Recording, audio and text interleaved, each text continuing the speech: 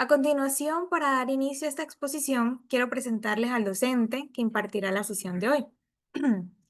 Su nombre es Jonathan Martínez Líbano, es psicólogo, docente de pre y posgrado, director del Magíster en Educación Emocional y Convivencia Escolar de la UNAP, Magíster en Gestión Educativa y en RRH, y habilidades directivas, doctor en Psicología Clínica y de la Salud. Posgrado en Trastornos de la Personalidad, Perspectivas Actuales, de la PUC. Certificado en Enseñanza Superior y en Estrategias de la Enseñanza Digital. Además de ser director de variados diplomados de terapia cognitivo-conductual aquí en ADIPA.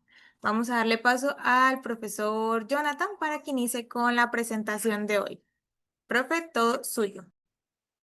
Bien, muchas gracias, muy amable, te pasaste. Em, Bien, vamos a un poquito hablar de TCC hoy día, pero de tercera generación. A eso nos vamos a entrar un poquito más.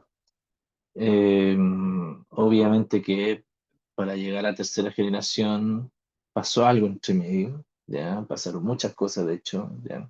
Han pasado muchas técnicas, ¿verdad? Que claramente son y siguen siendo re interesantes, por cierto, ¿ya? Y aquí a lo mejor hay un mensaje que me gustaría dejarles, queridos colegas, y es que jamás pierdan de vista al paciente. ¿Ya? ¿Y eso qué implica, queridos colegas? Que en definitiva, eh, si hay algo de la segunda generación que puede ayudar a su paciente, pucha, hay que hacerlo. ¿Ya? Yo creo que independiente un poquito de, de- de la mayor orientación que tengamos, si somos muy tercera generación, o si somos muy segunda generación, efectivamente yo creo que no hay que perderse. O sea, si hay algo de la segunda generación que le puede servir a mi paciente, bueno, aplíquelo. ¿Ya? Si hay algo de la tercera generación, pucha, de verdad aplique. Entonces, en estricto rigor, quiero decirles que también nosotros tenemos que tener esa flexibilidad psicológica en torno a esto. ¿Ya? Entonces, obviamente, la TCC ha tenido una evolución bien interesante, por cierto. ¿Ya? Partimos trabajando con ratitas, ¿se acuerdan? Al menos yo estudié con ratitas, de hecho, probablemente mi mejor profesor de aprendizaje, de hecho, así mismo lo hacía el profesor de la asignatura. Tu mejor profesor de conductismo va a ser una ratita. Efectivamente lo fue, porque ahí aprendimos varias cosas bien interesantes, ¿ya?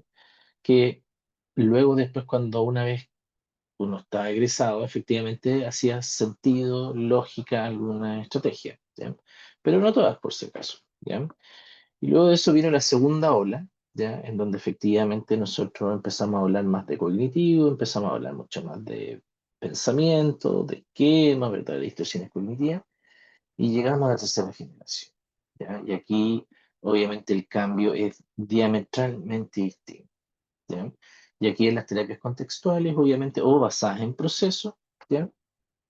Vamos a hablar de una terapia que va a estar centrada, obviamente, en propiciar habilidades, herramientas, y darle herramientas a los pacientes a través de metáforas, por ejemplo, a través de ejercicios que son bien interesantes, por cierto. ¿Ya?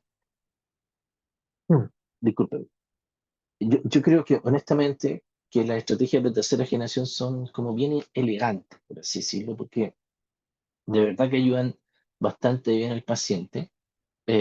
Y al menos lo que yo he estado viendo y vivenciando con mis pacientes es que parece ser que las estrategias de tercera generación tienen mejores rendimientos más a largo plazo. ¿Ya? Pero como les decía, esto tiene una historia. ¿Ya? Partimos por esta primera ola, como les decía, partimos por el conductismo, el condicionamiento clásico, operante, ¿ya?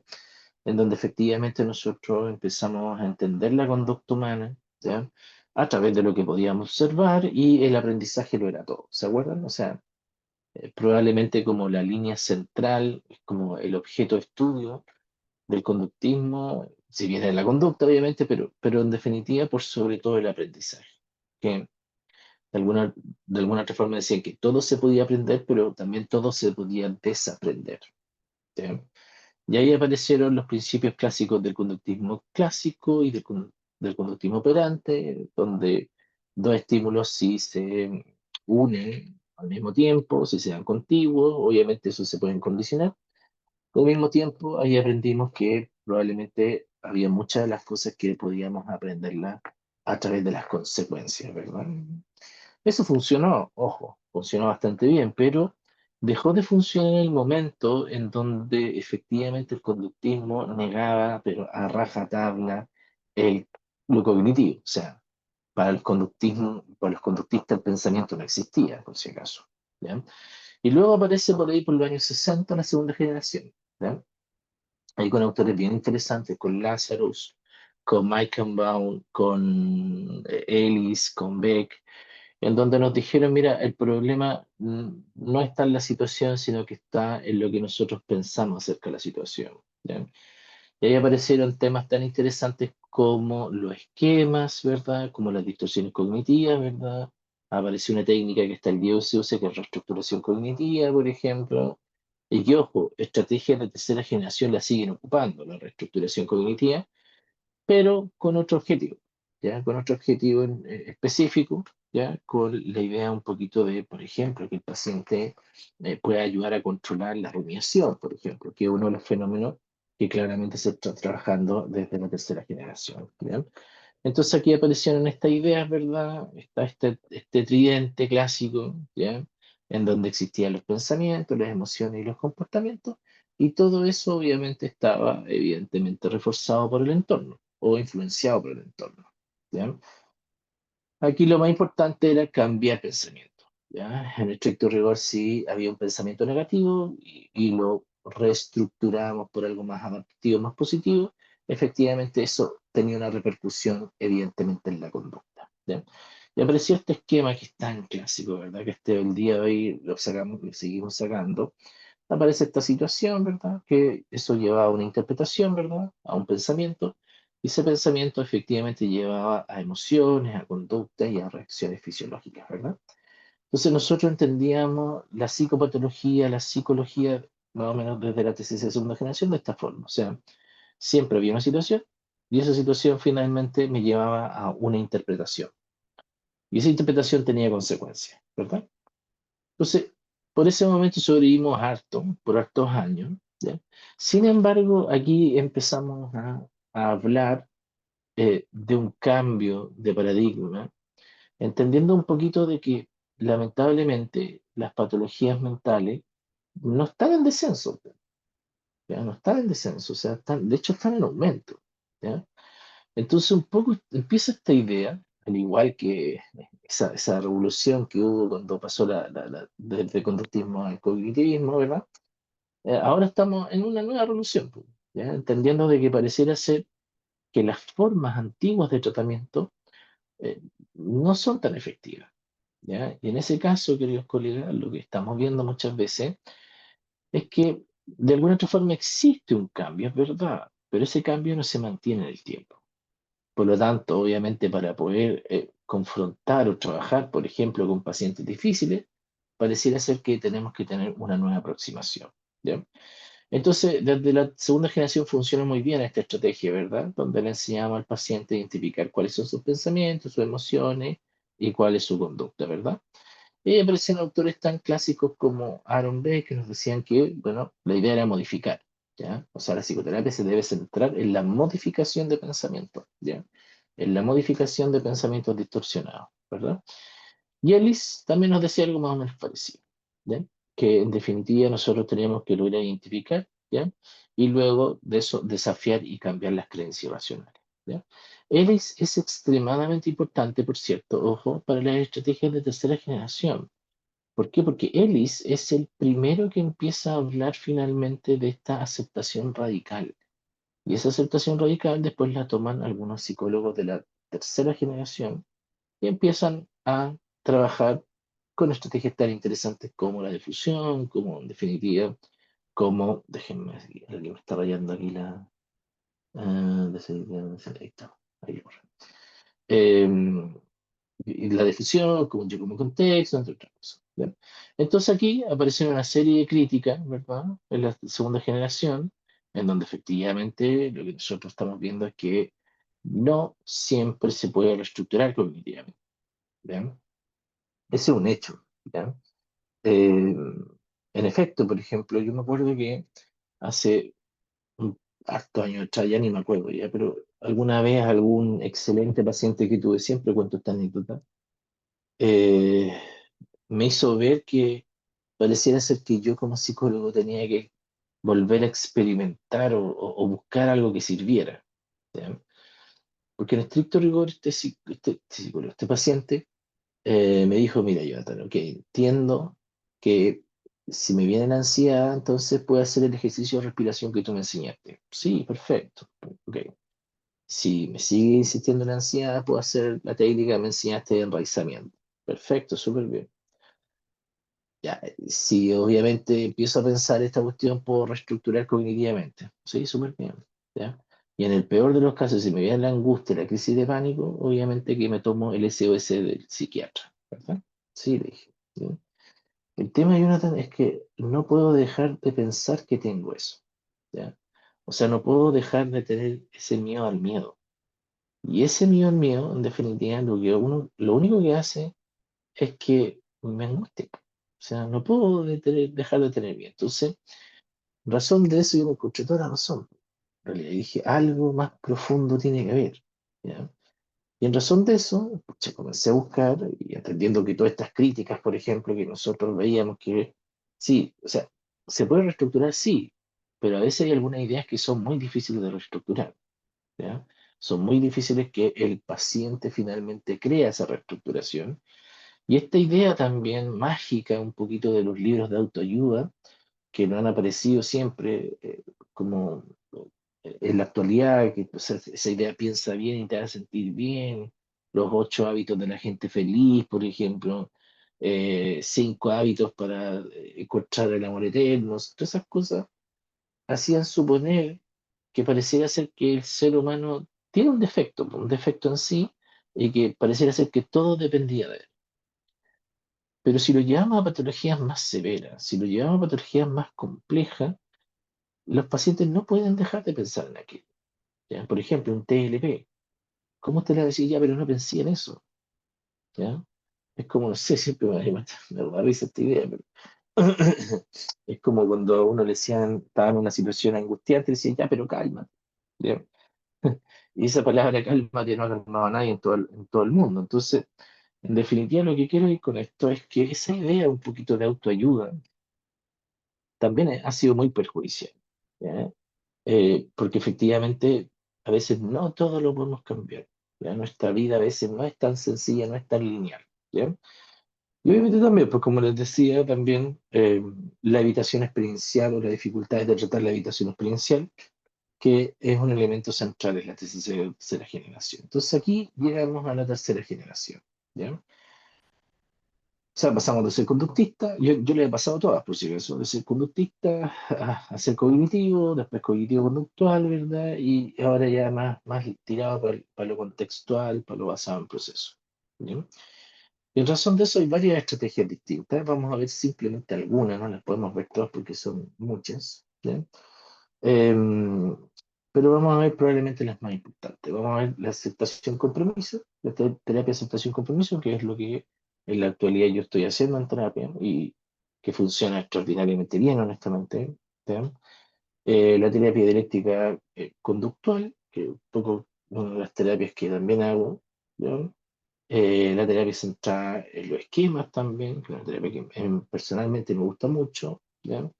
Algunos refieren que la terapia centrada en los esquemas de segunda generación todavía, ¿ya? Pero yo la consigno en tercera. ¿Ya? La terapia analítico-funcional, la FA, la terapia cognitiva basada en mindfulness, muy interesante. ¿Ya? La terapia cognitiva conductual integrada en parejas, por ejemplo, ¿ya? La de Neil Jacobson, la terapia basada en la compasión y la activación conductual. ¿Ya? Que son estrategias absolutamente, no sé si nuevas, ojo, pero que están en evolución, ¿ya? Y muchas de ellas surgieron para algo, pero se están aplicando en otras cosas. ¿Ya? Por ejemplo, la terapia dialéctico-conductual surgió, probablemente ustedes lo saben, esto para tratar pacientes límites, ¿ya? O limítrofes, ¿ya? Y funciona extraordinariamente bien, pero ahora se está aplicando en trastornos de la conducta alimentaria, por ejemplo, y en muchos más trastornos de personalidad. ¿Ya? Por ejemplo, en su momento también la terapia de aceptación y compromiso también partió siendo una terapia centrada mucho más en ansiedad, por ejemplo, en buscar como el sentido de la vida, una terapia un poquito más bonista. Sin embargo, ahora ya tiene mucha evidencia científica que sirve para los trastornos de ansiedad, depresión, trastorno de personalidad, por ejemplo, trastornos crónicos, ojo, funciona extraordinariamente bien. ¿Sí?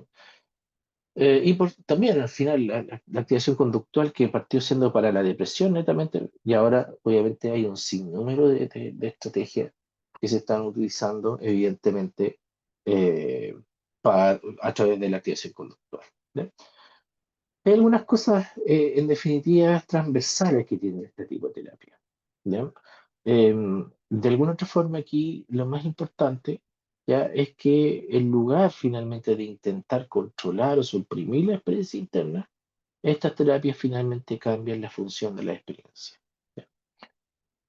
Aquí hay un tema muy importante, por cierto, que nosotros cuando hacemos este tipo de terapia, no le vamos a decir al paciente que tiene que aceptar, ¿no? Que tenéis que aceptar que tenéis ansiedad, ¿ya? Porque puede ser muy mal interpretado. Imagínense que usted va a un psicólogo, el psicólogo dice, ya, pero es que tenéis que aceptar la ansiedad, sí, es normal, y tú claramente no te vas a sentir escuchado, ¿ya? Por lo tanto, la terapia, por ejemplo, de ACT o la terapia también eh, centrada en esquema, eh, trabaja muy bien esa idea finalmente, ¿ya? Esa idea un poquito de poder cambiar la relación que tiene el paciente con sus pensamientos, ¿ya? Es fundamental a mi juicio, ¿ya? Que ustedes entiendan de que este tipo de terapias surgen finalmente como un resultado finalmente a no encontrar las formas más profundas de poder ayudar a los pacientes. ¿Bien? Porque insisto, la reestructuración cognitiva funciona, pero muchas veces no funciona tan bien. ¿Bien?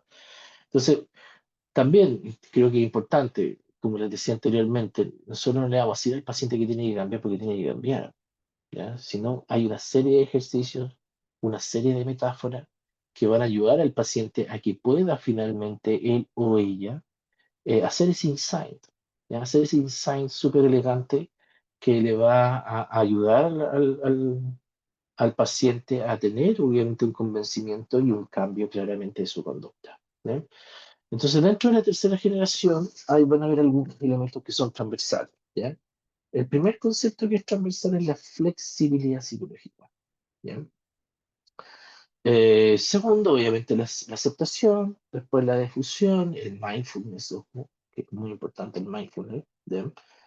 El enfoque en valores, por ejemplo, las relaciones terapéuticas es muy relevante en la tercera generación, por cierto. ¿Ya? O sea, yo creo que hemos ido avanzando, porque en la primera generación, acuérdense que la relación terapéutica no existía tanto.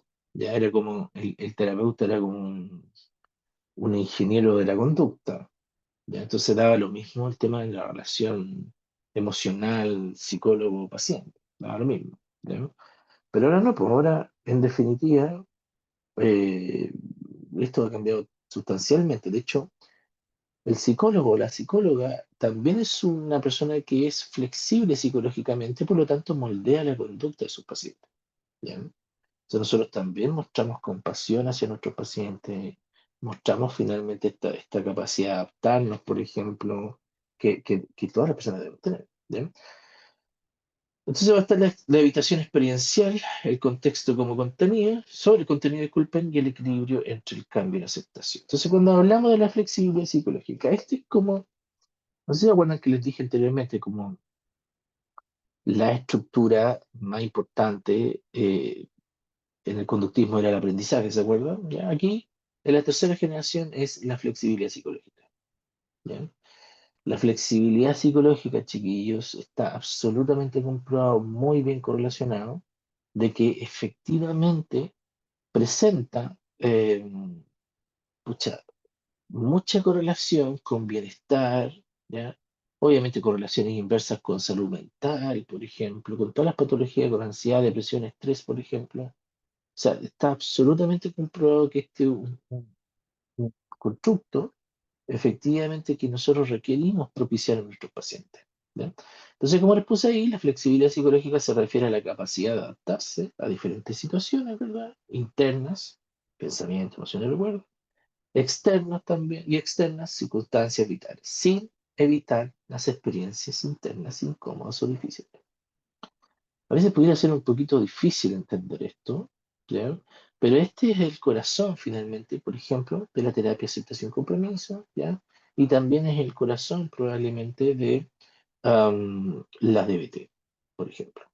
¿Ya? Entonces, nosotros no vamos a pedirle al paciente que cambie, ¿ya?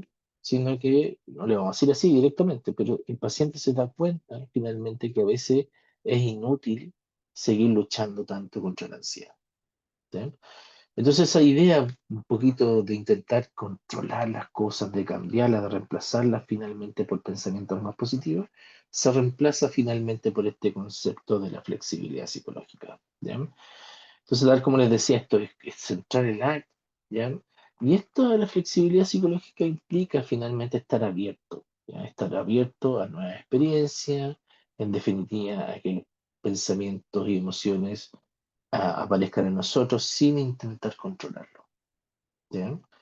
Y ojo, al no intentar controlarlo, pero además actuar en conformidad muchas veces em, con nuestros valores, ¿ya? Entonces, la flexibilidad psicológica también implica estar en aquí y en la ahora, ¿ya? Por eso, el mindfulness es una estrategia finalmente que se practica de manera transversal, ¿ya? Yo les recomiendo practicar mindfulness, honestamente, ¿ya? Hay un par de libros bastante buenos, uno se llama Mindfulness for Happiness, no me acuerdo cómo se llama la autora, pero está re bueno. También hay otro libro interesante, por ejemplo, el Mindfulness para principiantes también.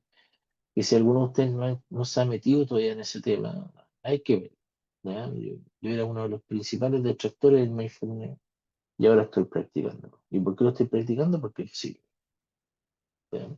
De hecho, hay cientos de investigaciones, chiquillos, cientos de miles, diría, de investigaciones en donde efectivamente los tamaños del efecto que tienen las intervenciones de mindfulness son extraordinarios. Porque el tema es que es bueno, bonito y barato, o sea, no necesitas mucha preparación para simplemente practicarlo. ¿Ya? Entonces, ¿por qué es importante esta flexibilidad psicológica? Porque muchas veces las personas tratan de controlar las emociones. ¿Ya? Por ejemplo, un paciente con crisis de pánico finalmente tiene miedo al miedo, ¿verdad? Eh, y claro, se siente muy abrumado los pacientes y probablemente les pase a usted. Sus pacientes se sienten muy abrumados a la menor presentación de ansiedad. Entonces piensan que salir corriendo va a solucionar la situación. O no tener ansiedad es la solución. O controlarla, ¿verdad? O peor, en la terapia metacognitiva, se habla de esto, es como me voy a preocupar de esto, ¿verdad? No sé si alguien se ha sanado de la ansiedad preocupándose de la ansiedad. Claramente no, o sea, la exacerbáis. Entonces, en definitiva, esto es una nueva aproximación finalmente que se hace obviamente a la psique humana. ¿Ya? ¿Por qué? Porque, ojo, la rigidez psicológica, que obviamente es lo contrario de la flexibilidad psicológica, ¿ya? Está muy asociada finalmente a distintos aspectos. Por ejemplo, a evitar emociones y pensamientos difíciles. No sé si, el- sé, solamente decirle que el sufrimiento es inevitable, chicos. Esa es la verdad. O sea, todos nosotros vamos a sufrir en el mundo. ¿Ven? Por lo tanto, el no dejar entrar muchas veces ese sufrimiento puede hacer que estemos permanentemente corriendo. Entonces, muchas veces las personas pueden estar haciendo de verdad grandes esfuerzos para no sentir ciertas emociones. ¿Ya? Pero aquí les tengo una noticia. A veces el solo hecho de decir, mira, no quiero pensar en esto, no significa que yo tenga control acerca de eso. Si yo les digo a ustedes, no quiero sentir ansiedad, no sé si voy a poder lograr hacer aquello. ¿Ya? Por lo tanto, evitar emociones y pensamientos difíciles de pronto pueden ser muy complejos porque perpetúan el síntoma, ¿ya? Y caen en este loop, ¿verdad? ¿Ya? También muchas veces las personas que son rígidas psicológicamente están funcionadas con los pensamientos, ¿ya? ¿Qué significa esto? Significa que las personas están como apegadas a sus pensamientos. O sea, yo soy lo que pienso. ¿Ya? O sea, por ejemplo, si tengo ansiedad, es que yo soy ansioso. ¿Ya? Y eso hace que las personas se fusionen. ¿Y qué significa eso? Que en definitiva están pegadas, el pensamiento con la conducta, por ejemplo, están extremadamente pegados. ¿Ya? ¿Y eso qué es lo que va a hacer finalmente? Que lamentablemente el paciente, por ejemplo, no pueda ver las experiencias desde un plano un poquito más abstracto. ¿Ya? Por ejemplo, como les puse acá, si la persona tiene el pensamiento de que soy un fracaso, puede comenzar a actuar de acuerdo con esa idea. Entonces las personas están fusionadas, están pegadas con el pensamiento. ¿Ya? Un poco les pasa a los pacientes TOC, ¿verdad? Si lo creo es porque lo soy, o si lo creo es porque realmente va a pasar. Esas imágenes perturbadoras de pronto que le vienen a los pacientes con TOC, eh, que no la pueden desviar, pues. Ese es el problema. Entonces, la defusión cognitiva, que es la técnica que ayuda para desfusionar los pensamientos, ¿ya? Funciona extraordinariamente bien. ¿Ya?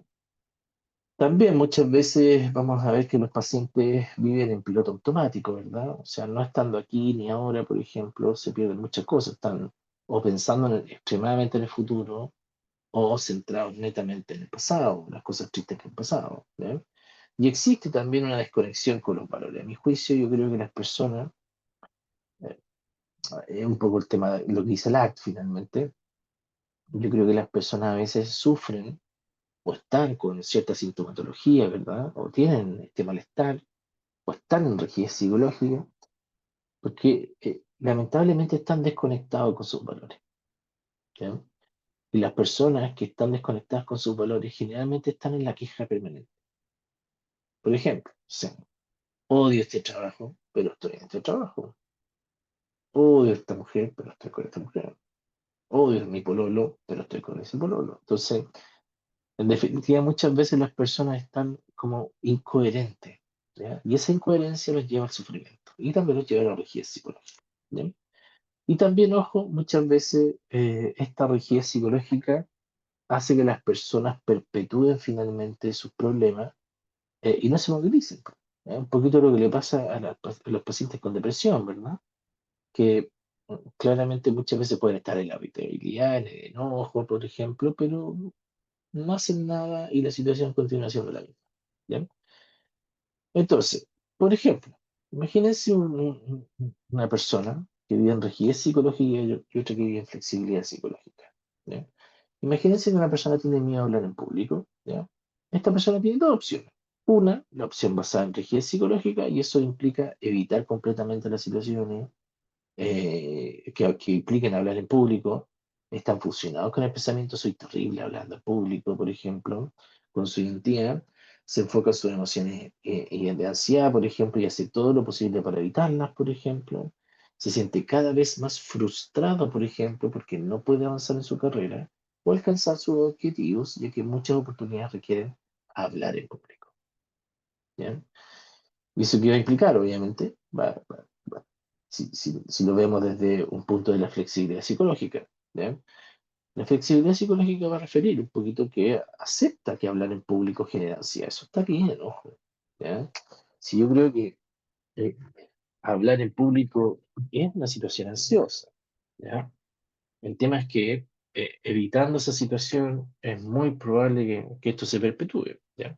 La efusión, por ejemplo, en lugar de creer ciegamente en el pensamiento soy terrible hablando en público, se da cuenta de que solo es un pensamiento, ¿ya? Y no es realidad. ¿Ya? Se mantiene, ojo, en una presentación, en una situación de situación de hablar en público en el aquí y en el ahora, ¿ya? Y eso obviamente lo hace porque actúan conforme con sus valores. ¿Ya? eh, este tipo de estrategia no implica de que la persona no va a sufrir, por cierto, ¿ya? Pero el tema es que las personas cuando intentan suprimir eso o intentar no pensar o no sentir en aquello, sufren mucho más, ¿ya? Por lo tanto, la flexibilidad psicológica puede ser, ojo, una buena estrategia para empezar a medir y para empezar a aplicar con nuestros pacientes, ¿ya? Aquí hay una escala que se llama la AAQ2, ¿ya? Que mide flexibilidad psicológica. ¿Ya? Está en inglés y aquí está la traducción. ¿Ya? Es una escala que mide siete variables. ¿Ya? Y con esta escala, por ejemplo, nosotros podemos un poquito identificar eh, cuáles son todas las áreas de mi paciente que a lo mejor requieren de mayor flexibilidad psicológica en su vida. ¿Ya? También la aceptación, que es otra idea súper interesante de la estrategia de tercera generación. Ya, la aceptación no significa conformismo. La aceptación no significa de que ya no hay nada más que hacer y por lo tanto sufro. No, no es eso la aceptación.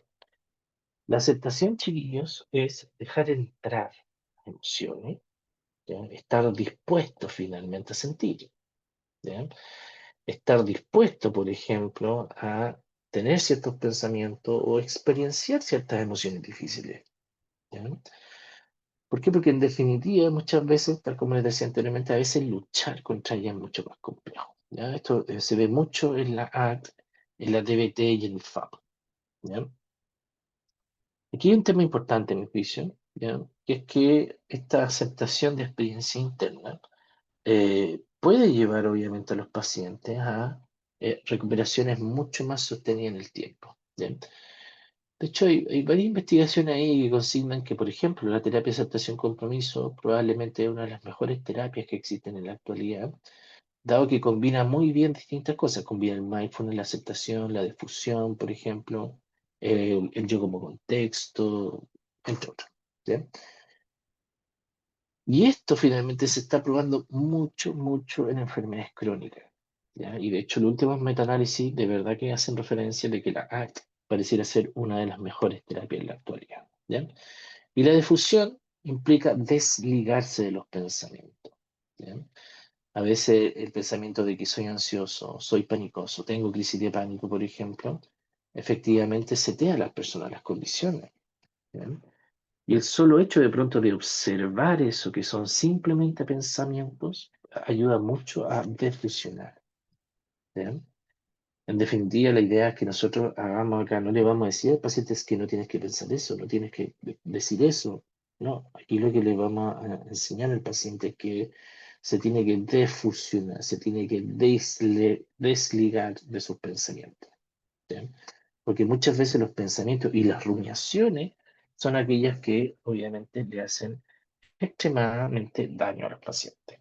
¿Ya? El mindfulness es maravilloso, por cierto, practíquenlo. Mindfulness es estar aquí ahora, es súper sencillo.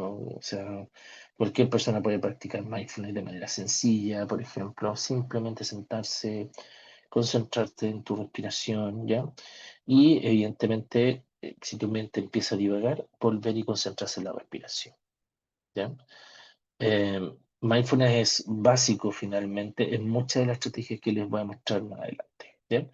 Y los valores, pues los valores personales son un elemento central en la ACT, al menos, y también en la terapia conductual integral de parejas, por ejemplo, y en otras más. Obviamente los valores son súper importantes, porque tal como les decía anteriormente, muchas veces las personas están desajustadas con sus valores y por lo tanto viven en la queja. O sea, es como, tengo que hacer ejercicio, tengo que encontrar el momento de hacer ejercicio. Y finalmente la persona sigue hablando de eso, pues, pero no hace nada por aquello. Entonces está todo el rato en la queja, que se siente mal, que tiene que hacer ejercicio y no termina haciendo nada. Entonces, el enfocarse en los valores es como alinear al paciente. Esta es una de las estrategias que yo siempre uso en terapia, que me funciona súper bien y la hago siempre en las primeras sesiones, porque es una estrategia bien bonita, porque en definitiva lo que uno hace es ordenar al paciente, consigna, por ejemplo, cuáles son los valores más importantes para él, por cierto, y luego de eso hacemos acciones comprometidas, ¿ya? Porque queremos que se alinee, no queremos que esté desajustado, ¿ya? Entonces, en ese caso, chiquillo, em, ahí trabajamos con algunos formatos, por ejemplo, que al menos lo que yo hago es ver los valores que tiene el paciente en cada uno de las variables de su vida o en cada contexto de su vida, ¿ya? Porque probablemente también varía de contexto en contexto, ¿ya? También la relación terapéutica es mucho más profunda, ¿ya? Es mucho más estrecha, ¿ya? Y aquí nosotros como terapeutas también nos mostramos como una persona, pues, como una persona doliente, una persona que también está en su proceso, por ejemplo, una persona que también está luchando con la rigidez psicológica, ¿ya? Entonces nosotros no nos colocamos en una posición de eh, omni, omnipotencia, ¿cachai? No, sino que en definitiva nosotros vamos moldeando la flexibilidad psicológica. Acá nosotros le podemos contar a nuestros pacientes un poquito nuestras pequeñas experiencias, ¿no? No significa que le vamos a contar todo el caso y, pucha, te voy a contar mi caso, no, pues. Pero sí pequeñas experiencias para que el paciente sepa de que nosotros como terapeutas también sufrimos. ¿Bien? Eh, y obviamente es algo importante eso, ¿ya? Porque el paciente también se siente en conjunto contigo como en la lucha. ¿Bien? La habitación experiencial probablemente debe ser uno de los elementos con los cuales, por ejemplo, identifica la psicopatología, ¿ya? Que la psicopatología sea por esta situación, por las habitaciones experienciales, ¿ya? Y la habitación experiencial es el intento de suprimir, evitar o controlar pensamientos, emociones, sensaciones incómodas, ¿ya? Entonces, las terapias de tercera generación, en vez de luchar, de evitar que el sujeto piense en esto, nosotros nos vamos a enfocar en enseñar al paciente a tolerarlas, ¿bien? Y seguir adelante porque tiene que seguir adelante porque él tiene sus valores correctamente ajustados y en razón de eso, a lo mejor es relevante que pueda hacer ciertas acciones al respecto, ¿bien? Y el contexto sobre el contenido. Esto es súper importante porque de verdad que más que el contenido del pensamiento, es la función del contenido del pensamiento. ¿Ya? De hecho, en la terapia de tercera generación, muchas de ellas han recogido la idea de análisis funcional contextual, ¿ya? Que antes, por ejemplo, no se utilizaba. O sea, en la segunda generación desapareció esa idea. Es muy característica de la primera generación, ¿cierto? Pero en este análisis funcional contextual, finalmente, nosotros tenemos que estudiar la conducta del sujeto en el contexto en que sea. ¿Por qué? Porque contexto y conducta o contexto y sujeto se definen o em, se interaccionan recíprocamente. ¿Bien? ¿Y eso qué quiere decir? Que el contexto influye en el sujeto y el sujeto influye en el contexto. ¿Cómo será eso? En términos súper simples. Imagínense que yo tengo una polola que se llama, no sé, Juanita. ¿Bien? Yo le digo a Juanita que voy a ir al psiquiatra porque no me he sentido muy bien. Y Juanita lo único que quiere es terminar conmigo. Oh, odio al Jonathan, no quiero estar más con él. Es feo, pesado, todo lo que quiera. ¿Ven? Y Juanita está decidida a terminar conmigo. ¿Ya? Eh, y yo llego al psiquiatra y le digo, sí, que pucha, me diagnosticaron depresión. Es muy probable que Juanita, o a lo mejor no tiene corazón, no, debe tener corazón, diga, chuta, no puedo terminar con el Jonathan ahora. ¿Ven? Porque claro, ¿cómo va a terminar con un chiquillo depresivo? Capaz que se suicide. Entonces, si ustedes se dan cuenta, el sujeto modifica el contexto y el contexto modifica el sujeto. También al mismo tiempo, cuando el psiquiatra a lo mejor a mí me diagnostica la depresión, yo empiezo a sentirme cada vez más peor, cada vez más solo. Le digo a mis amigos, oye, tengo depresión, estoy bien, así como decía Felipe Bello, estoy bien. Em, Y también, ojo, también va a haber esa interacción, esa doble interacción. Entonces, efectivamente, sujeto y contexto y sujeto se influyen mutuamente. ¿Ya? Entonces, eso es súper importante tener en cuenta. ¿Ya? Y también aquí hay un equilibrio entre el cambio y la aceptación. ¿Ya? Obviamente aquí es fundamental, siguen siendo fundamentales toda esta idea, emoción, pensamiento, conducta, ¿verdad? Pero aquí va a haber un cambio un poquito más elegante, así yo siempre lo estoy viendo. ¿Ya? Em, Porque claramente existe una diferencia radical finalmente en la forma en que se intenta hacer el cambio psicológico en los pacientes. ¿Bien?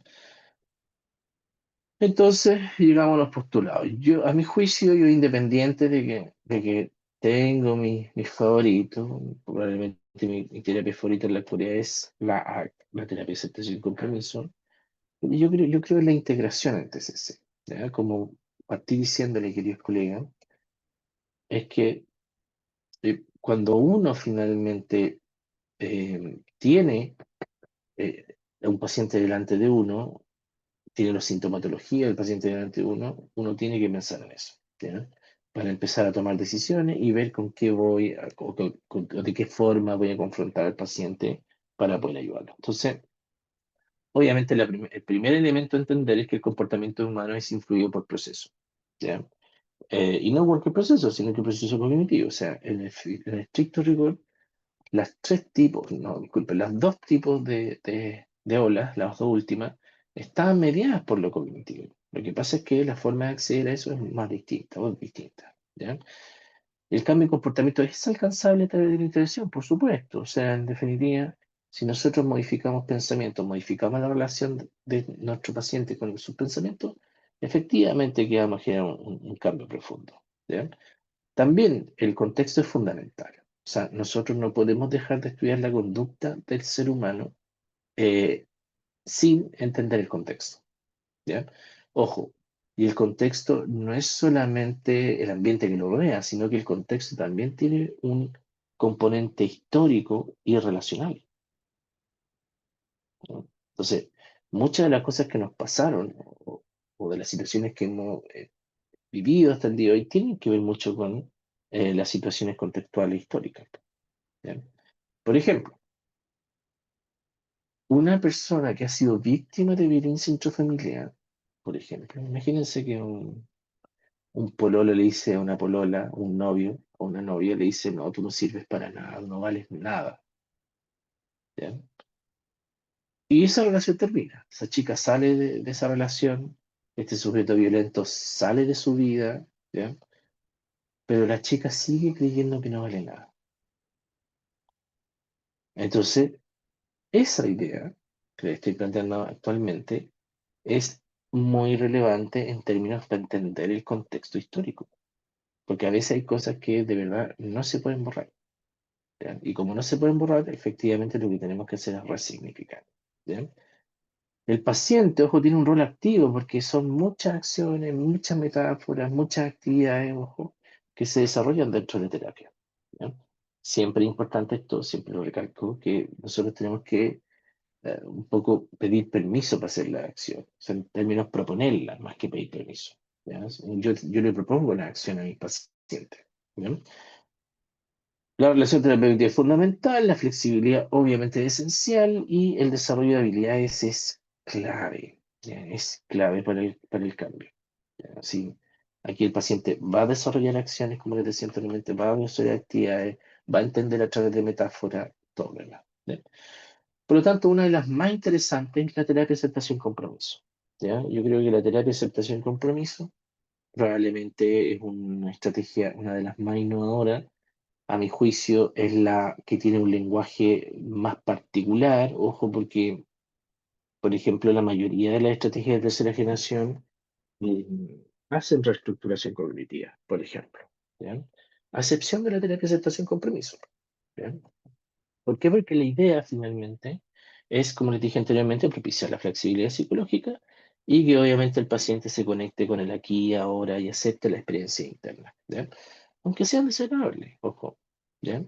El tema es que, como decíamos anteriormente, a veces el intentar luchar tanto para que no aparezca la ansiedad, termina apareciendo más la ansiedad, ¿ya? Y es difícil de controlar. Por lo mismo, hay muchas personas que de verdad buscan la farmacología para bajar la sintomatología ansiosa, por ejemplo, de manera rápida, pero eso tiene un beneficio y también algo muy negativo. El beneficio de eso es que la ansiedad se va rápidamente, ¿verdad? O sea, se va. O sea, usted se toma un SOS, clona, la ansiedad baja sensiblemente, pero probablemente la repercusión a largo plazo es que se perpetúa, por ejemplo, la evitación. Y esa evitación obviamente lleva muchas veces a que los pacientes finalmente no puedan sobreponerse o no puedan adaptarse y eso los lleva a estar mucho más en rigidez psicológica, ¿sí? Entonces aquí nosotros siempre vamos a estar hablando, en definitiva, entre rigidez psicológica y flexibilidad psicológica, ¿sí? Entonces nosotros tenemos que lograr entender qué situaciones nuestros pacientes han estado evitando y cuál es la función finalmente de esa evitación para la perpetuación del síntoma. Por ejemplo, imagínense un paciente que tiene, no sé, agorafobia, por ejemplo, crisis de pánico con agorafobia. Bueno, este es un paciente que me pasó en realidad, que realmente atendí. Eh, y este chiquillo, por ejemplo, lo ascendieron y inmediatamente dijo que no quería el ascenso. Igual es raro, ¿no? Igual es raro que alguien no acepte un ascenso. Uno diría, oye, qué raro, te están doblando el sueldo, mejores condiciones. Que dijo que no, a menos que, no sé, hay una cuestión muy bien fundamentada, no sé. Pero bueno, el caso ahí fue raro, porque los jefes lo llamaron, dijeron, oye, Juanito, queremos que tú te hagas cargo de esto, sabemos que tú puedes, tú eres el mejor y todo lo demás.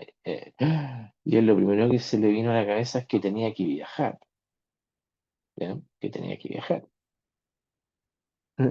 Entonces, claro, al pensar que tenía que viajar, el solo hecho de pensar en eso, viajar, subirse a un avión, ir en un bus, por ejemplo, no sé, inmediatamente lo hizo decir, no, no quiero ese trabajo, no, no puedo.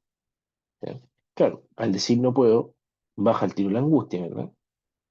Pero después continúa un efecto más a largo plazo, que el paciente se empieza obviamente a cerrar cada vez más, el paciente se siente cada vez más frustrado, el paciente se siente cada vez más atrapado por la angustia. Y fue así, porque ese paciente que les comento llegó a mi terapia después de ese evento. O sea, dijo, todo el mundo decía, pero qué onda, o sea, ¿cómo no aceptó? O sea, ¿qué pasa por su cabeza? O sea, mejores condiciones, más plata, más. Y él tampoco se lo entendía, porque él sí quiere, y él sí quería esa situación, pero no podía porque estaba en rigidez psicológica. Y después cuando avanzamos hacia la flexibilidad psicológica, el paciente pudo, obviamente, manejarlo de manera mejor. ¿Ya? El acrónimo ACT se mantiene, obviamente, para destacar, por ejemplo, la importancia de la acción y el compromiso en la vida. Y es un tema importante, porque nosotros cuando alineamos a nuestros pacientes con sus valores y al mismo tiempo consignamos las acciones comprometidas, el paciente empieza a sentirse mucho más liviano al tiro, de verdad. O sea, los síntomas bajan ostensiblemente, de hecho se reducen los síntomas. ¿Ya? Porque la persona empieza a actuar con lo que realmente quiere. O sea, en definitiva, empieza a actuar hacia donde realmente quiere llegar. ¿Ya? Por lo tanto, el sujeto ya deja de luchar tanto. ¿Ya? Esta terapia tiene algunos pilares fundamentales. Es un poquito más complejo que esto, pero de hecho, en el diplomado esto lo discutimos un poquito más largo, por cierto. ¿Ya? Aquí está el contextualismo funcional, un poquito lo que estábamos hablando de contexto y sujeto se interactúan, y está la teoría de los marcos relacionales. ¿Ya? Y aquí, obviamente, el lenguaje cobra una especial importancia. ¿Ya? Y obviamente aquí muchas veces se van a establecer estas relaciones arbitrarias, por ejemplo, ¿ya? Lo que va a seguir perpetuando o generando mayor sufrimiento. Entonces, las personas muchas veces, lamentablemente, a través del lenguaje, han quedado una especie como condicionados en razón, obviamente, de lo que son el día de hoy. Por ejemplo, un niño que recuerda, por ejemplo, que el papá le dice que es tonto. A pesar de que el papá ha desaparecido, el papá murió y todo lo demás, este chico sigue pensando que es tonto. Pero, oye, pero desapareció la persona que le decía eso. Sí, pues la relación sigue estando. Entonces es importante entender muchas veces que lo que muchas veces se quiere a través del lenguaje no se puede borrar. ¿Ya? Por lo tanto, hay que, evidentemente, llevarlo al ámbito de la flexibilidad psicológica, por cierto, porque los pensamientos son simplemente eso, no es nada más que eso, es una experiencia más de lo que está en tu vida. ¿Ya? Entonces, la ACT tiene 6 procesos, ¿ya? Que nosotros tenemos que propiciar. ¿Ya? Está la aceptación, que implica abrirse a experiencias internas difíciles, por ejemplo, pensamientos, emociones y sensaciones, sin luchar contra ellas, ¿ya? Permitiendo que existan sin juzgarlas, por ejemplo, ¿ya? La difusión cognitiva, esta idea que hablamos anteriormente, observar los pensamientos, por ejemplo, y sentimientos como eventos mentales, ya simplemente como eso, no como realidades, ojo, porque el problema en donde tú ya ves tus ideas como si fueran reales, efectivamente te está funcionando. ¿Bien? Y eso es extremadamente negativo para ti. ¿Bien? El contacto con el presente, ¿verdad? Prestar atención de manera plena y flexible, ¿verdad? El aquí y el ahora. Qué maravilloso es, ¿ya? El yo como contexto, que implica obviamente experimentarse a sí mismo como el espacio o el observador de los pensamientos y sentimientos. O sea, en definitiva, el yo como contexto nos ayuda finalmente a poder ver las experiencias desde más lejos, ¿ya? En definitiva, que los pensamientos están ahí, no me dañan, es que simplemente son una producción de mí, pero así como existe esta producción, también existen millones de producciones más, ¿ya? Los valores, que aquí identificar lo que realmente es importante para ustedes es súper relevante, ¿ya? Yo le invito a hacer ese ejercicio de los valores porque uno de repente no sabe por qué está tan desajustado, tan nervioso, tan ansioso, qué sé yo, y revisando bien por cada una de las áreas de pronto que cada uno de ustedes se moviliza, chuta, de verdad empezamos a identificar de que estamos súper desajustados con nuestros valores, ¿ya? Y los valores, si los ordenamos, ¿ya? Vamos a poder vivir una vida más en conformidad. Si luego de eso, de ordenarlo, de identificarlo, lo que son importantes para mí, tomo acciones y acciones comprometidas, yo creo que el éxito está asegurado. ¿Por qué esto es importante? Porque imagínense que, no sé, si nosotros hacemos esta estrategia de los valores, en este caso, les voy a contar este caso de este chico que, ¿se acuerdan que les conté que lo llamaron para ascenderlo y después, pucha, dijo que no? Em, pero no dijo que no porque no quería, sino que dijo que no porque tenía miedo, porque el cargo al cual estaban ofreciendo implicaba viajar en avión. Y él tenía miedo a viajar en avión. ¿Bien? Entonces, claro, dice que no e inmediatamente deja de sufrir, por cierto. ¿Bien? Entonces, cuando nosotros lo alineamos con los valores, porque uno de los valores para él era súper importante el tema de ser buen profesional. ¿Bien? Porque, ojo, los valores no son objetivos, sino que son formas de guiarnos en el mundo. ¿Bien? A lo que realmente nosotros queremos. Entonces, en este caso de este chico, claro, él identificó que, mira, yo para mí, yo quiero ser un profesional, no me acuerdo bien el concepto que usamos, pero quiero ser un profesional de excelencia. ¿Ya? Perfecto, ese es un valor. Pero para poder ser un profesional de excelencia, en este caso, en esta empresa, implica que tienes que viajar. Pero ¿cómo? Si yo tengo miedo al viaje, tengo miedo, tengo angustia de subirme a un avión. Sí, pero a veces hay que aceptar que va a venir esa emoción, esa sensación, porque finalmente el sufrimiento es parte de la vida, porque la ansiedad es parte de la vida, que la ansiedad no te determina, que la ansiedad es una de las cosas más que te rodea, pero que a veces uno va a tener que subirse al avión y confrontar esa ansiedad, porque en definitiva yo quiero actuar en conformidad con mis valores y independiente de que sienta ansiedad, yo quiero ser mucho más coherente. ¿Ya? Entonces los 6 pasos o 6 procesos tenemos que propiciar. ¿Ya?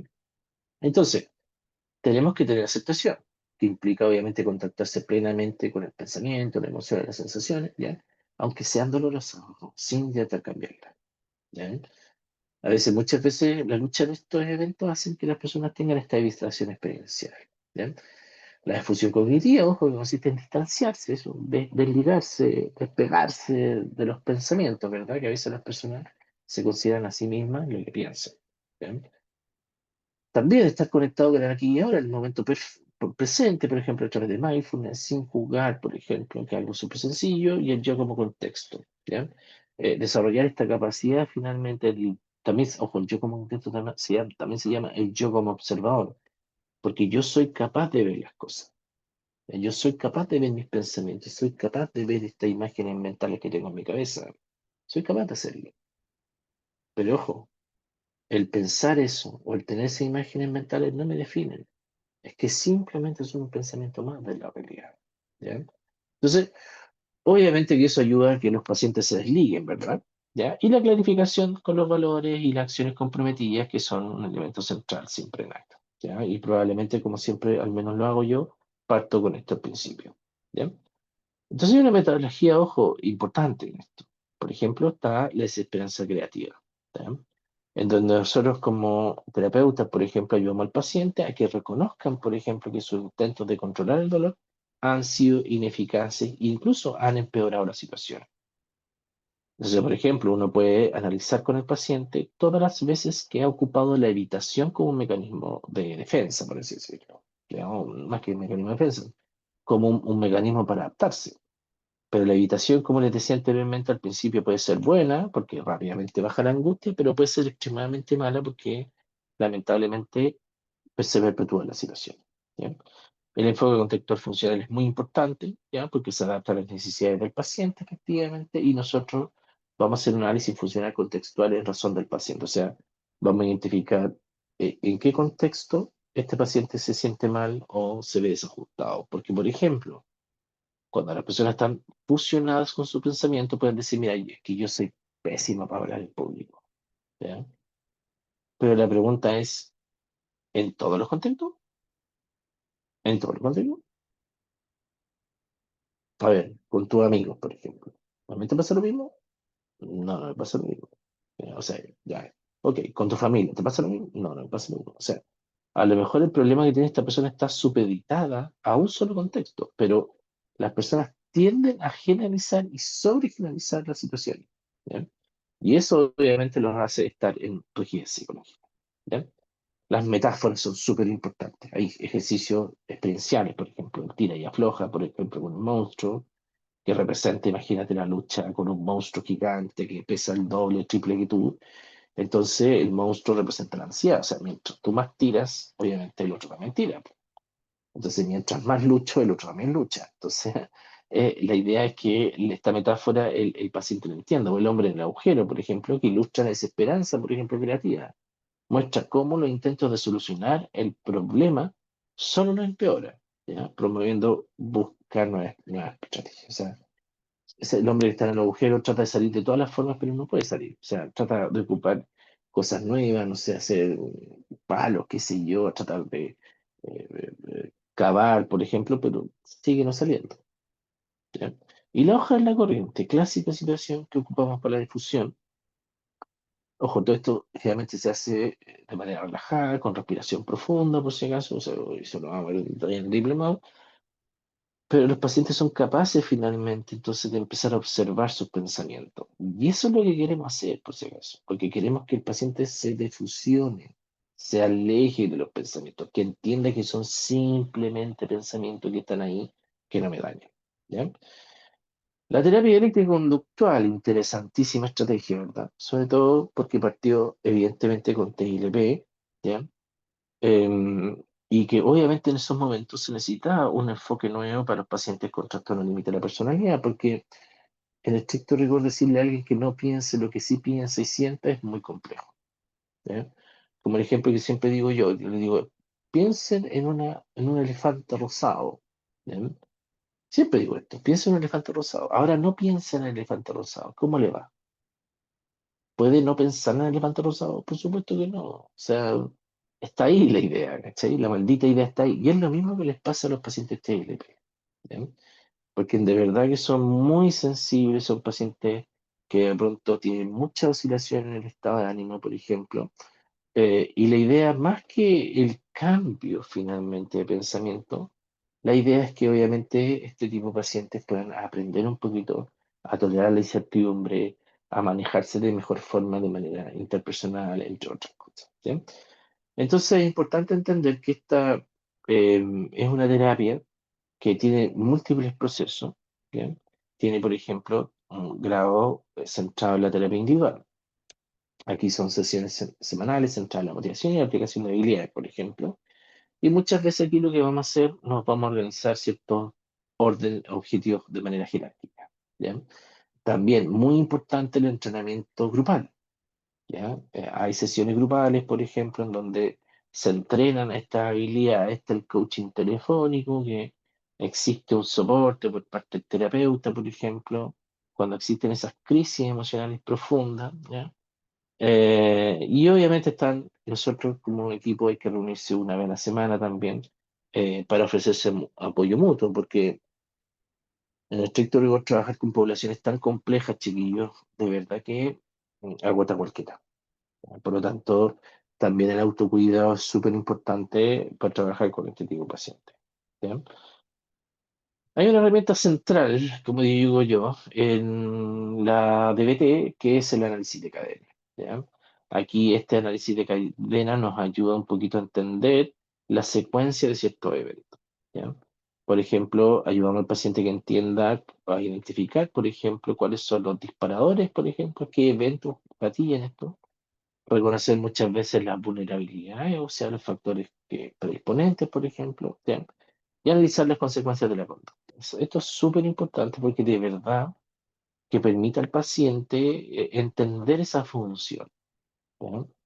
Eh, y entender que de repente hay ciertos disparadores que efectivamente me van a dañar. ¿Ya?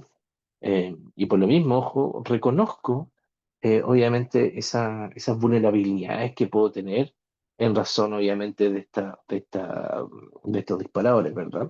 Y obviamente es importante saber que eso va a tener una consecuencia.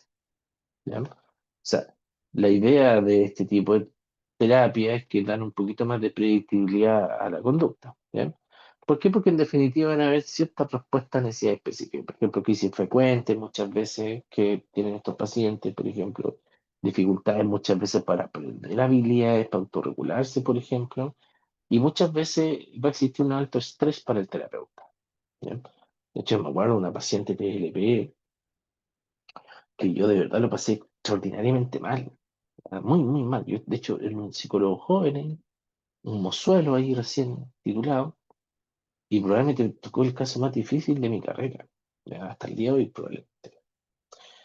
Y claro, fue una cuestión súper compleja, lo pasé súper mal, andaba angustiado a morir. No sé, recuerdo que esta chica, por ejemplo, TLP, no sé, llegaba a interrumpir mis sesiones, que quería hablar conmigo y todo lo demás. Y yo ya no sabía qué hacer, po. Se consiguió el teléfono de mi casa, mi celular, o sea, todo. O sea, claramente lo pasé pésimo, ¿ya? Pero era porque claramente no tenía muchas habilidades, eso también es cierto, ¿ya? Porque cuando uno ya tiene la habilidad, sabe colocar límites, ¿cachai? Sabe cómo hacer estas buenas intervenciones, entonces muchas veces pasan estas cosas, ¿no? Pero esa paciente hasta el día de hoy la recuerdo perfectamente. Entonces, hay cuatro módulos importantes, ¿ya? En la terapia dialéctica conductual, ¿ya? Vamos a tener el módulo de la conciencia plena, mindfulness, ¿verdad? Se practica mindfulness porque la idea es que él o la paciente pueda ser capaz de observar, de escribir, participar, ¿verdad? ¿Ya? Y obviamente la idea es que aprenda a no juzgar, ¿ya? Y que procese una sola cosa a la vez para que la pueda ayudar a actuar de manera mucho más efectiva, ¿ya? Tolerar el malestar, muy importante. Aquí entra muy duramente la idea de la aceptación radical, ¿ya? Obviamente que la idea es ayudar a los pacientes a soportar, por ejemplo, esta emoción intensa, por ejemplo. La idea no es eliminar el dolor, sino que aprender a atravesarlo, ¿ya? Obviamente parece sencillo, por si acaso, pero ojo, no es tan sencillo, es un trabajo bien interesante, ¿ya? La regulación emocional también se enseña, ¿ya? Porque probablemente ustedes saben que dentro de los pacientes TLP la regulación emocional es lo que está más trastocado, ¿verdad? ¿Ya? Y efectivamente los pacientes carecen un poco de esas habilidades. Por lo tanto, aquí vamos a ayudar al o la paciente a identificar esto, ¿ya? Y la efectividad interpersonal, muy relevante, ¿ya? Aquí obviamente vamos a ayudar al paciente finalmente a que las regulaciones emocionales obviamente no los rastren, ¿ya? Y obviamente se les lleva a que sean mucho más asertivos efectivamente, ¿ya? Hay mucha evidencia, ojo, mucha, pero extremadamente mucha evidencia que la DBT obviamente baja el porcentaje de autolesiones, retiene mucho más a los pacientes, ojo, obviamente en tratamiento, ¿ya? Disminuye mucho más las hospitalizaciones, ¿verdad? Y también, obviamente, aumenta el funcionamiento interpersonal, obviamente, de nuestros pacientes, porque nosotros sabemos que es un poco de las cosas que más afectan a nuestros pacientes. ¿Bien? La terapia centrada en la compasión, también otra técnica o tipo de terapia muy interesante, ¿ya? De Paul Gilbert, ¿ya? Aquí Paul Gilbert refiere que la compasión es una motivación prosocial que combina obviamente la sensibilidad al sufrimiento propio y ajeno con un compromiso activo para el alivio y la prevención, para aliviarlo y prevenir. ¿Ya? Obviamente, esto, como le puse ahí, esta definición de verdad va más allá de sentir lástima por uno mismo, por si acaso, o ser buenito, ¿ya? Sino que nos sitúa obviamente el cambio terapéutico en el desarrollo de una nueva relación interna, ojo, eso es importante, en lugar del control o erradicación. ¿Ya? No significa que sintamos lástima por nosotros, la terapia es central en la compasión, ¿ya? Sino que obviamente que tengamos esa capacidad, por ejemplo, de poder estar adentro, por ejemplo, identificar esas emociones y simplemente aceptarlas, por cierto. ¿Ya? El origen obviamente tiene varias cosas bien interesantes. ¿Ya? Eh, Obviamente surgió desde la clínica, ¿verdad? ¿Ya? Desde la reestructuración cognitiva tradicional, ¿ya? Y se dio cuenta que claramente eso no era suficiente, ¿ya? Sobre todo para aquellos que tenían alta vergüenza y autocrítica, porque un poco la reestructuración cognitiva, como tiene este elemento de que efectivamente usted tiene que saber identificar el pensamiento, el error, muchas veces, eso generaba extremadamente vergüenza en el paciente y muchas veces en la reestructuración cognitiva caían en la deseabilidad, ¿verdad? Por lo tanto, había una limitación observada, que era que los pacientes podían generar pensamientos alternativos, pero no se sentían mejor. Ojo, también había un descubrimiento aquí clave que el tono emocional era factor crucial, no solo el contenido del pensamiento, ojo, sino que la forma. ¿Ya? Y obviamente esto evolucionó de la neurociencia, de la psicología del desarrollo, de la teoría central de las emociones también. ¿Ya? Hay algo de eso también. ¿Ya? Entonces el modelo contempla, y esto es importante, tres sistemas de regulación emocional. ¿Ya? Y aquí vamos a tener el sistema amenaza, ¿verdad? Que detecta peligros, por ejemplo, activa respuestas de lucha, huida y sumisión, asociados, por ejemplo, con el miedo y la ira. ¿Ya? El sistema de impulso, por ejemplo, que motiva la búsqueda de recursos, estatus y metas, ¿ya? Genera excitación, motivación y orgullo. Y el sistema de calma, que se activa con seguridad y conexión social, promoviendo tranquilidad, paz y contentamiento. Si usted observa finalmente, entonces, pareciera ser que el sistema de calma es el que tenemos que activar, obviamente, mucho más. ¿Ya? Entonces, el sistema de amenaza o de protección es esencial para la supervivencia, no lo vamos a negar, obviamente. ¿Ya? Y obviamente está diseñado y hecho, obviamente, para detectar problemas, ¿ya? O peligro. ¿Ya? Y obviamente se activa, esa es la idea. ¿Ya? O sea, en definitiva, frente a las situaciones en donde probablemente a lo mejor podemos salir de ello, obviamente se activa. ¿Ya? El sistema del logro, por ejemplo, o del impulso, ya que motiva muchas veces los recursos, por ejemplo, las personas, los estatus, ¿ya? Y su activación, obviamente, genera sentimientos de excitación, motivación y orgullo. ¿Ya? Ojo, a largo plazo, esto puede llevar a un desequilibrio, porque puede convertirse en una fuente de estrés. ¿Ya? Obviamente me sobreexijo. ¿Ya? Y el sistema de calma, ¿ya? Que es lo más fundamental para la CFT, se activa cuando nos sentimos seguros y socialmente conectados, por ejemplo, cuando se pueden promover, por ejemplo, sentimientos de tranquilidad y paz y contentamiento, por ejemplo, y la función principal es regular los sistemas. ¿Ya? O sea, los dos sistemas anteriores, a través del sistema de calma, pueden ayudar a calmar finalmente los dos anteriores. ¿Ya? Por lo tanto, lo que nosotros tenemos que propiciar, obviamente, en la terapia, evidentemente, es el sistema de calma. O sea, y obviamente propiciar también como se me fue el concepto, este equilibrio finalmente entre estos sistemas. ¿Bien? Hay fases en la terapia, ojo, que se parece más a toda la segunda generación, la relación terapéutica es importante, el mindfulness, por ejemplo, la psicoeducación, porque es otra la forma de mirar esto, y vienen las prácticas de compasión. ¿Ya? Y las prácticas de compasión, miren, están muy ligadas a lo mismo que hablaba anteriormente Beck, hacia los demás, hacia uno mismo y obviamente de los demás. ¿Ya? sea, en definitiva también se repite un poquito esa triada, ¿ya? Hay algunas técnicas, la imaginería compasiva, por ejemplo, ¿ya? Que es un ejercicio fundamental en la CFT, ¿ya? En donde nosotros creamos una figura compasiva, ¿ya? Esta figura representa, por ejemplo, cualidades, sabiduría, fuerza, calidez, por ejemplo, y nos sirve finalmente como una especie de ancla de nuestro propio ser, ¿ya? Porque esa imaginería compasiva nos lleva, obviamente, a la tranquilidad y a la calma, ¿ya? Está la postura compasiva también, ¿ya? Que la CFT reconoce esta conexión mente-cuerpo que es muy importante. Y hay algunos elementos relevantes para poder hacerlo. Por ejemplo, sentarse cómodamente con una base sólida, por ejemplo. La expresión facial amable, por ejemplo. La respiración rítmica y profunda, por ejemplo, que ayudan tremendamente, evidentemente, a nuestros pacientes, ¿ya? Bien, ahí les voy a dejar un par de ejercicios más. Discúlpenme, me sobrepasé, ¿ya? Sé que tengo, eh, de hecho tenía hasta las 10:30, ya me pasé 13 minutos. Así que bueno, les voy a dejar la PPT y después continúa la MBCT, ¿ya? Que es la terapia cognitiva basada en mindfulness. Les voy a dejar la PPT completita para que la puedan revisar, ¿ya? Y puedan ahondar mucho más, obviamente, en este tipo de estrategias que obviamente se van a ver en profundidad claramente en cada uno de los módulos del diplomado. Por lo tanto, ahora que se gana el más mejor, la beca.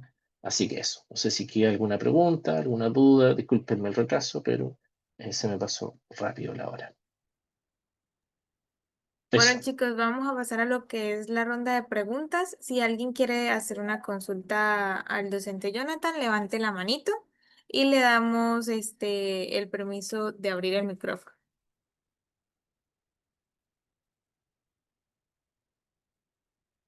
Mm,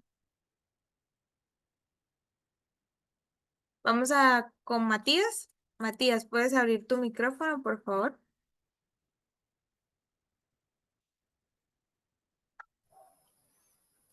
Hola, hola. Hola, sí, se escucha. Sí, súper, ya, genial. Eh, bueno, gracias por la ponencia, estuvo muy, muy buena, muy aclarativa, hartas técnicas, sí que se agradece, muchas gracias. Y bueno, ah, más que nada también entre comentario y pregunta, pero lo personal considero que el mindfulness muy probablemente ocupe tal vez como tal vez 10 20 años de aquí a futuro de lo que es como tal vez futuro de las terapias. No sé, desde su perspectiva, profe, ¿qué, qué cosas podrían tal vez ir surgiendo de aquí adelante como para ir complementando tal vez que se mantenga en mindfulness como tan en boga, tan en uso, o tal vez otras ramas que podrían tal vez ir reemplazándolo? ¿Qué ve usted desde su perspectiva? Eso, gracias. No, veis ver el futuro. Es difícil, pero en definitiva, chiquillo, pucha, mira, la respuesta es más simple. Yo creo que uno tiene que ir probando y viendo lo que realmente sirve. O sea, por ejemplo, no sé, al mindfulness al principio yo no creía en el mindfulness, porque todo es mentira. ¿Ya? El tema es que van apareciendo cosas nuevas, por ejemplo, la terapia metacognitiva, que un poquito que de verdad ahí yo me estoy maravillando con eso, porque empezamos a trabajar esto con la rumiación. ¿Ya? Eh, Ese concepto, por ejemplo, está muy nuevo, es algo que se está investigando bastante, por cierto. Al igual que se investigó en el tiempo, obviamente la flexibilidad psicológica, ahora está la rumiación, está de moda, entre comillas de moda, porque hay muchos artículos nuevos que hablan acerca de eso. ¿Ya? Entonces, en razón de eso, se han ido estableciendo nuevas técnicas. Ahí apareció la terapia, la reestructuración metacognitiva. ¿Ya? Y efectivamente hay cosas bien llamativas, bien interesantes ahí. Yo lo único que te invito, chiquillo, es a estar atento y ver cosas que a lo mejor te pueden servir con tus pacientes. Un poquito lo que he estado yo, con esa posición más de curiosidad, ¿cachai? Porque antes era más rígido. Cuando estaba en la segunda generación, era muy rígido. Entonces, no, para mí reestructuración cognitiva y nada más. ¿Ya? Pero ahora no. estoy como más con curiosidad, estoy leyendo más artículos, entonces estoy viendo como qué cosas pueden trabajarse de mejor forma y nos pueden ayudar con nuestros pacientes. Un poco lo que les dije al principio, chiquillos, no se pierden con sus pacientes. O sea, en definitiva, si hay algo que les puede servir a sus pacientes, pucha, aplíquenlo, ¿ya? Porque finalmente yo creo que los más agradecidos van a ser ellos. Y probablemente un paciente contento, lo mismo, es un fan de ustedes de toda la vida, se lo aseguro. Eso.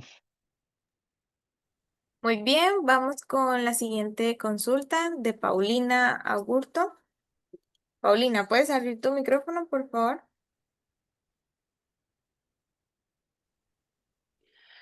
Hola, buenas noches. Eh, bueno, primero que nada, felicitarlo. Me encantó la forma que expuso. Me quedó muy claro varios conceptos, pero me quedo dando vuelta a un concepto que es resignificar. Mm. Cuando habla de resignificar, ¿a qué hace referencia? Es buena tu pregunta. Mira, resignificar desde la terapia, al menos centrar en los esquemas, significa, Paulina, que nosotros no vamos a poder borrar. ¿Ya? O sea, por ejemplo, esto es algo que hago bastante en trauma complejo, por si acaso. ¿Ya? En donde efectivamente hay una técnica que me gusta mucho, que es la reescritura emocional o la reparentalización, que son técnicas bien increíbles, honestamente. Entonces, la resignificación ahí lo que hacemos es que el paciente, por ejemplo, lo exponemos a la situación compleja que él vivió y hacemos que también se logre imaginar, por ejemplo, obviamente una persona compasiva con él y que pudiera apoyarlo en ese momento. Puede ser nosotros como terapeutas, si es reparentalización, o puede ser reescritura emocional, si lo hacemos, por ejemplo, escrito, o también lo podemos hacer un diálogo de voces, también que se llama, en donde también hacemos que las dos voces, por ejemplo, se confronten, el yo vulnerable, por así decirlo, con el yo fuerte, y ahí ellos tienen un diálogo, entonces reescriben finalmente la historia traumática, la historia triste, la historia de abandono, y esa probablemente es una de las mejores técnicas para trastornos más complejos, ¿ya? O sea, si tú, por ejemplo, quieres, porque uno siempre está buscando la resolución, ¿no? Yo también siempre he estado buscando la resolución para ayudar a mis pacientes, pero es muy probable que con esas técnicas tú puedas cerrar mejor los casos. O sea, y ahí efectivamente vas a poder que el paciente no va a borrar la situación, pero sí la va a resignificar. O sea, la va a mirar desde otra perspectiva, la va a mirar de una perspectiva más compasiva o la va a mirar desde una perspectiva más desde su yo sano. ¿Ya? A eso me refería. Eso. Muy bien, profe. Chicos, yo sé que tenemos muchas preguntas, pero el tiempo no nos da para responderlas todas. Y esto es un motivo más para que se inscriban a este programa que va a dictar el profesor Jonathan. Y ahí estaremos contestando todas las consultas que ustedes tengan. Nada, darle muchas gracias al docente Jonathan por los conocimientos que nos compartió el día de hoy, en la noche de hoy. Y, profe, unas últimas palabras para que invitado a los chicos. Sí, no, muchas gracias. Muchas gracias por estar aquí tan tarde también, así agradecerles ahí que estar acá. Y además, ojo, pucha, invitarlos, pues invitarlos a que sigan explorando más. La TCC tiene muchos beneficios. La idea es, obviamente, que ustedes tengan clases con especialistas al respecto. Yo no soy especialista en todas las cosas, por si acaso. He ido probando cosas cada vez más, pero yo estoy mucho más metido en terapia de aceptación compromiso, en terapia centrada en los esquemas. Y son estrategias que se van a ver, pues, y lo importante es que tengan clases con aquellos profesores que lo están haciendo para que sepan cómo se hacen, cómo se aplican las técnicas y efectivamente ustedes, por ejemplo, puedan tener esa opción de tener un bagaje mucho más amplio finalmente de las técnicas. Y no sé, pues seguir aprendiendo, porque en realidad yo creo que nuestra profesión es la más maravillosa del universo, porque, pucha, además de ayudar a las personas, pucha, más encima nos pagan, así que... Pero bueno, eso. Oye, un abrazo, les deseo lo mejor y pucha, y ojalá que se gane el más mejor la beca. ¿Ya? Eso, abrazo. Chao, chao. Chao, profe, nos vemos en la próxima. Bueno, Chau. chicos, como comentó el docente, vamos a pasar lo que es la dinámica del sorteo. Primero, voy a contestar algunas preguntas. Veo que están preguntando dónde se va a conseguir la PPT que mostró el docente en el seminario de hoy. Tanto la PPT como la grabación se va a conseguir el día de mañana. La grabación la pueden conseguir en nuestro perfil de YouTube, pero el material de apoyo lo van a conseguir en la plataforma Adipa. Ingresan a adipa.cl, les sale la página principal, en la parte superior sale un apartado que se llama Seminarios. Ingresen, den clic, les va a mostrar los seminarios que están programados para los próximos días. Bajen un poquito y se van a conseguir con el seminario que dice Repensando la TCC, dictado por el profesor Jonathan. Ahí van a conseguir el material de apoyo, pero a partir de mañana. Así que mañana, por favor, estén revisando la plataforma. Muy bien, vamos a dejar de grabar y vamos a pasar a lo que es la dinámica del sorteo.